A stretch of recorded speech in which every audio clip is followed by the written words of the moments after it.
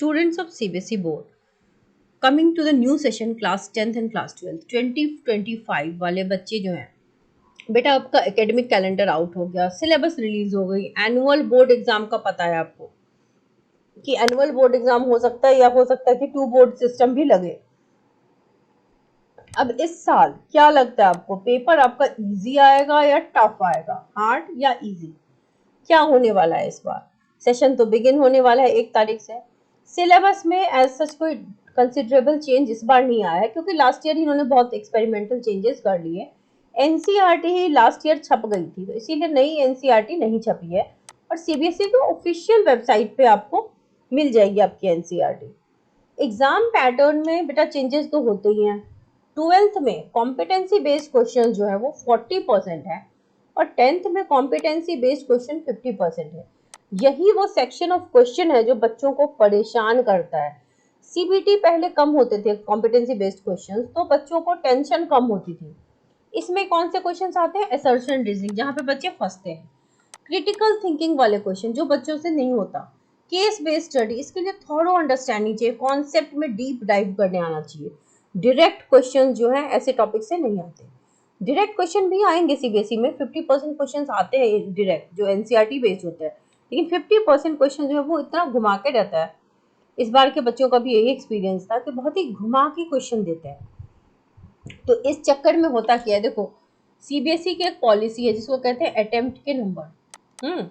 तो जैसे आपका कॉम्पिटेंसी बेस्ड क्वेश्चन है उसमें एमसीक्यू है, अगर तो एमसीक्यू में क्या है ना, either the question is right और रॉन्ग, आइदर यू गेट 1 और यू गेट 0।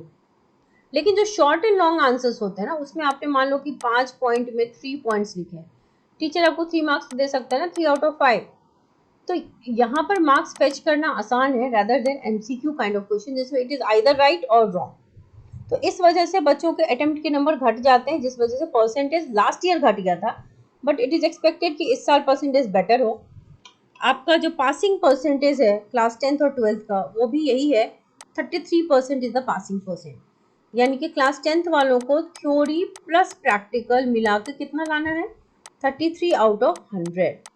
लेकिन क्लास 12th वालों को थ्योरी में और प्रैक्टिकल में सेपरेटली 33% लाना है। तो थ्योरी आपके कुछ पेपर 70 मार्क्स के होते हैं, कुछ 80 मार्क्स के होते हैं। 70 मार्क्स में आपको 23 लाना पड़ेगा एग्जामिनेशन बोर्ड में, यहीं पे बच्चों को आती है दिक्कत, और 80 में 26 लाना पड़ेगा। तो बहुत ही ध्यान से, बहुत ही सीरियसली अपने सेशन को लीजिए। सेशन स्टार्ट हुआ है, अपने सीनियर्स की गलतियों से सीखते हैं। ज़्यादातर बच्चे शुरू में पढ़ते ही नहीं है, एंड ऑफ द एग्जाम जब आपको एग्जामिनेशन महीना भर बचता है तो आप जाते हैं पढ़ने, और इतना बड़ा सिलेबस 1 महीने 1.5 महीने में नहीं होता। You need time. Through out the year consistently पढ़ाई करो, फोकस के साथ पढ़ाई करो, आपका रिजल्ट अपने आप अच्छा होगा। ठीक है।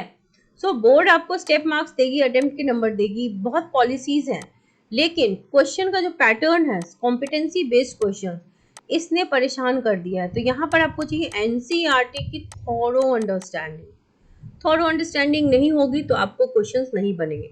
सो अब ये मान के चलिए questions are not going to be easy. इस बार जो बोर्ड एग्जाम हुआ है उसमें फिजिक्स केमिस्ट्री के बच्चे पेपर में बता रहे थे कि ma'am the question was like JEE Mains के जो क्वेश्चंस होते हैं the level of difficulty was that much.